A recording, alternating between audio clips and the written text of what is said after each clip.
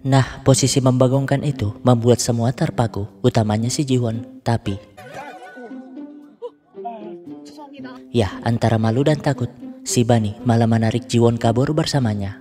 Dan dengan begitu, mereka pun bisa makan bersama sambil nunggu jam kuliah.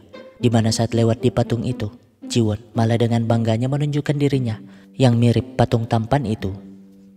Lah, Bani jelas ketawa dong, gak menyangka ada orang tampan yang ngaku tampan.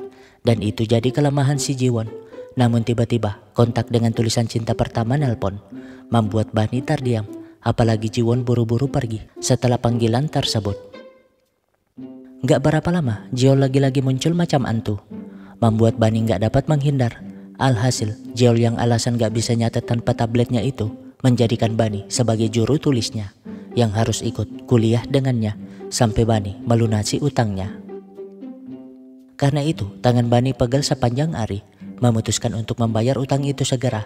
Maksudnya sih pengen minjem duit ayahnya dulu, tapi belum sempat meminta, ayahnya malah menerima telepon dari pemilik rumah yang disewa kalau deposit rumahnya tuh dinaikkan, membuat Bani lagi-lagi mengurunkan niatnya.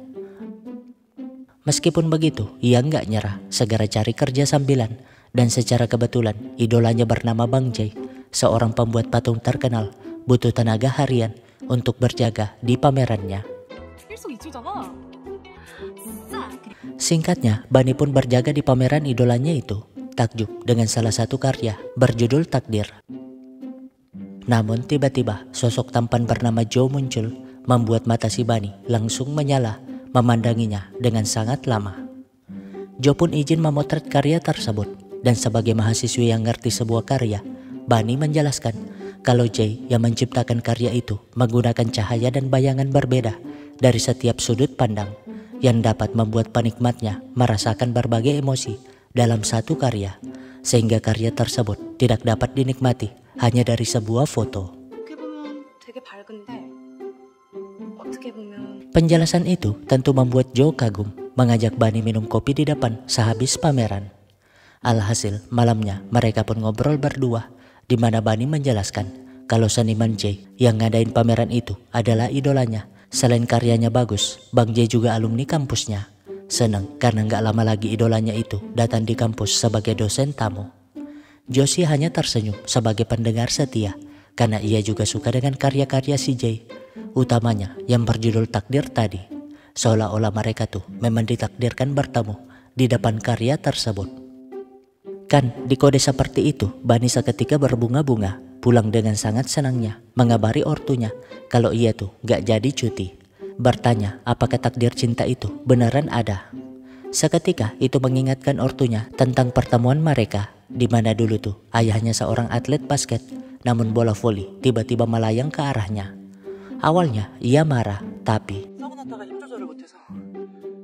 ya, ibu Bani adalah atlet voli, membuat mereka saling jatuh cinta. Bukti kalau takdir cinta tuh beneran ada. Di lain sisi, Jeol gak berhenti memandangi catatan si Bani sambil mengingat kebersamaannya di kampus tadi. Ya, Jeol gak masalah dengan tabletnya yang rusak, tapi menjadikan itu alasan biar bisa dekat dengan si Bani. Padahal mah yang di pikiran Bani sekarang adalah si Jo. Sampai-sampai ia memimpikan si Jo yang menyatakan cinta. Tapi baru pengen menerimanya, Jeol malah nongol dong menagih utang 2000 won itu. Jelas saja itu membuatnya depresi, segera ngirim gaji 200 wonnya kemarin biar utangnya berkurang. Dan melihat itu, Jeol terpaksa menerima, padahal dia gak mau utang itu cepat lunas.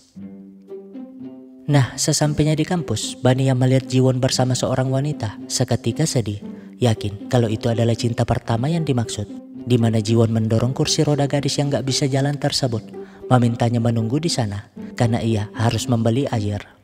Tapi melihat orang nyanyi, si gadis pun ke sana, tapi kursinya malah nyangkut. Ia pun memaksanya, tapi itu justru membuatnya terjatuh. Untung si Bani yang memperhatikannya sejak tadi segera menolong, sampai-sampai celananya juga kotor. Di mana Jiwon yang datang berterima kasih kepada Bani yang telah membantunya. Nah, setelah gadis itu tenang, Jiwon pun protes mengapa kontak ponselnya diubah jadi cinta pertama. Ya, Yewon ternyata adik si Jiwon, membuat Bani tersenyum lega. mengapa juga ia bisa salah paham. Namun pesan dari si tukang marah itu lagi-lagi mengganggu senyumannya.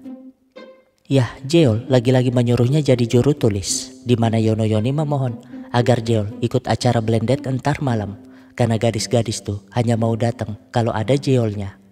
Tapi kan Jeol gak haus kasih sayang wanita, dan masalahnya pemandangan itu membuat Bunny makin salah paham, menganggap Jeol sebagai preman yang suka ngebully. Nah, menyadari keberadaan Bunny, Jeol tentu gak membiarkannya pergi. Namun melihat celana kotor itu, Jeol malah memberi ke mejanya. Namun ya, Bunny gak mau berutang lagi kepada si tukang marah ini. Tapi Jeol memaksa menganggap kemeja itu bukanlah utang, lalu pergi dengan sok kerennya. Membuat Bunny terdiam. Ternyata si tukang marah itu bisa romantis juga. Namun itu hanya pandangan sesaat, karena saat kuliah si kunyuk gak berhenti membuatnya kesel, menyuruhnya mencatat semua yang ada di depan, lengkap dengan gambarnya. Kejadian itu tentu membuat 3 temannya ngerti tujuan si kunyuk menghukum Bunny seperti itu. Toh selama ini mereka gak pernah melihat Jeol antusias kepada wanita manapun selain si Bunny. Setelahnya Bunny yang pegel terkejut melihat tangan Wati di gips. Padahal mah Wati lagi persiapan audisi, menitip gipsnya itu karena pengen ke WC. Secara kebetulan si tukang marah yang muncul malah salah paham, mengira tangan Bunny terluka karena disuruh nyatet kuliah. Bunny sih pengen jujur, tapi Jeol malah motong pembicaraan, minta maaf karena rasa bersalahnya. Alhasil Bunny kepikiran untuk pura-pura saja biar gak disuruh si tukang marah itu. Tapi masalahnya saat kegiatan kampus di mana mereka sebagai pengurus himpunan masing-masing harus menggambar mural di sebuah SD, si Jeol malah gak ngebiarin Bunny melakukan apapun. Pokoknya ia akan melakukan semua tugas Bunny. Kan si Bunny jadi takut dong, apa jadinya jika bohongnya ketahuan. Pasti si tukang marah itu berubah jadi jin ifrit. Gak berapa lama saat muralnya sedikit lagi selesai, Jeol malah hampir terjatuh. Namun lah, bohongnya jadi ketahuan dong. Kan si Jeol berubah jadi monster kesurupan, menyuruh Bunny menyelesaikan sisanya. Besoknya meskipun pegel, Bunny tetap ke kampus, di mana Jiwon lagi-lagi berterima kasih karena Bunny menolong adiknya kemarin. Ya, berbeda dengan hubungannya bersama Jeol yang macam Tom and Jerry, hubungan Bunny bersama Jiwon lebih ke teman akrab. Karena hanya kepada Jiwon, Bunny bisa cerita terkait utang $2.000 itu.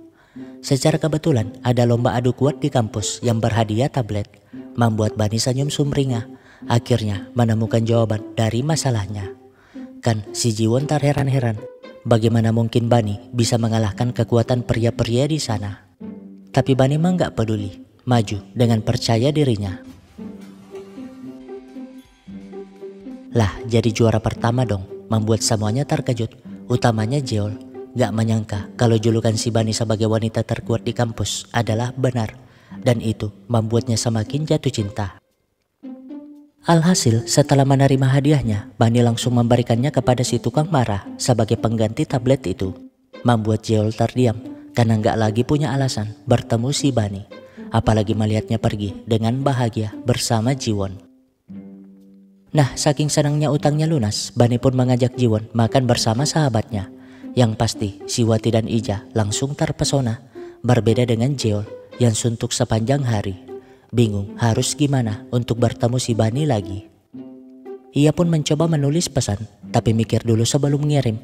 Apakah pesan itu gak malu-maluin?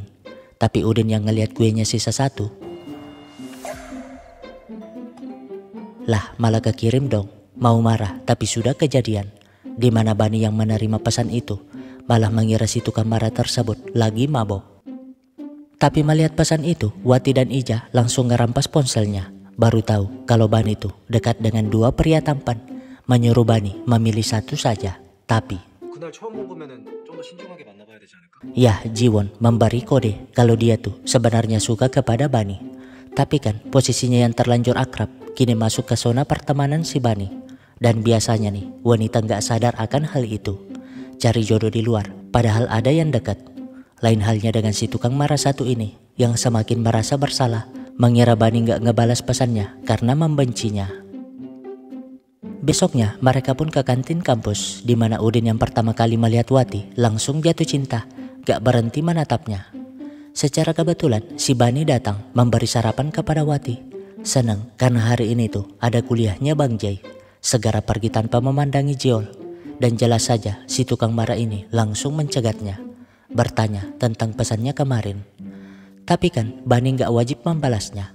Toh mereka gak ada masalah lagi dan gak punya alasan untuk ketemu lagi. Membuat Jiol terdiam. Nah, Bani pun dengan semangatnya hadir di kuliah umum Bang Jai. Tapi betapa terkejutnya dia saat yang bersangkutan muncul. Yang gak lain adalah si Jo. Lagi-lagi memberi kejutan, seolah-olah mereka memang ditakdirkan bersama. Berbeda dengan si kunyuk satu ini, gak fokus kuliah akibat mikirin si Bani.